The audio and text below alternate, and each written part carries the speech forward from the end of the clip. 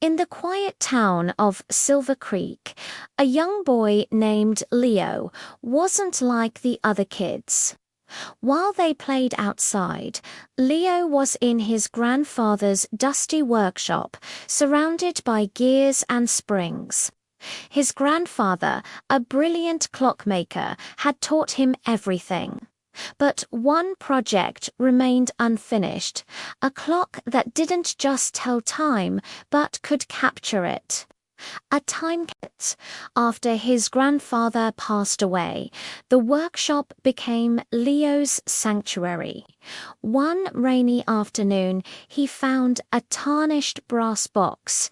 Inside were intricate parts and a blueprint with his grandfather's elegant handwriting for when you're ready to catch a memory. This was it, the key to the time catcher. For weeks, Leo worked tirelessly. He followed the blueprint, but some parts were missing, so he had to improvise, pouring his grief and his love into the project. Finally, one stormy evening, the clock was complete. It was a strange, beautiful device with a dozen hands and a shimmering crystal face. Holding his breath, Leo wound it. There was no tick-tock, just a soft, ethereal chime. The crystal face began to glow, and a hazy image appeared. It was a memory. His grandfather, years younger, was pushing a little boy on a swing. That boy was Leo. He could almost feel the sun and hear his own joyful squeals. Over the next few days, Leo became obsessed. He learned to tune the clock to specific moments: birthdays, holidays, quiet afternoons, fishing with his grandfather. Each memory was so vivid, it felt real. It was a comfort, a way to keep his grandfather close. But the more he lived in the past, the more the present began to fade. He stopped going outside. He forgot to eat. The vibrant world outside became a blurry backdrop. His best friend Elara grew worried. She'd knock on the workshop door, her calls unanswered. "Leo, let's go fly a kite. The wind is perfect." But Leo was lost, reliving a picnic from a summer long gone. He was so engrossed in the warmth of a memory that he didn't feel the chill creeping into the workshop and into his own heart. The time catcher, once a comfort, was becoming a cage. One day, Elara couldn't take it anymore. She found the spare key and let herself in. The workshop was dark, the only light coming from the clock's haunting glow. Leo sat before it, pale and thin, his eyes vacant. On the clock face, a younger Leo and his grandfather built a wooden boat by the river. "Leo," Elara said softly. He didn't respond.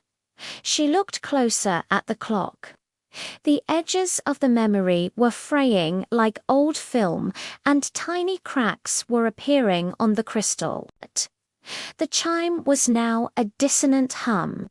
The clock wasn't just showing memories, it was consuming them. And it was consuming Leo. "Leo, please," she begged, placing a hand on his shoulder. "This isn't real. You're here, with me." He finally turned to her, his eyes unfocused. "But he's right here," he whispered, pointing to the clock. "I can't leave him." Elara's heart broke. She looked around the workshop and her eyes landed on a heavy steel mallet. With tears streaming down her face, she grabbed it. "I'm so sorry, Leo," she whispered. Before he could react, she swung with all her might. The sound of shattering crystal filled the air. The light from the clock exploded, and then there was only silence. The captured memories swirled around the room like glittering dust before fading away. Leo cried out, staring at the broken remains of his grandfather's masterpiece. He looked at Ilara, his eyes flashing with betrayal.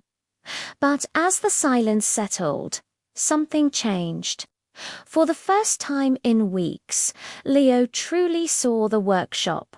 He saw dust motes dancing in a sunbeam. He heard a bird singing outside. He felt the warmth of Elara's hand. The real world came rushing back. The memories hadn't disappeared. They were inside him, a part of who he was. He looked at the broken clock, then at Elara. He finally understood. His grandfather wouldn't have wanted him to live in the past. He would have wanted him to build a future. Years passed. Leo kept one unbroken gear from the time catcher on his desk, a reminder that while it's good to look back, we must never let memories stop us from moving forward. The greatest tribute to those we've lost is to live fully in the light they brought into our lives.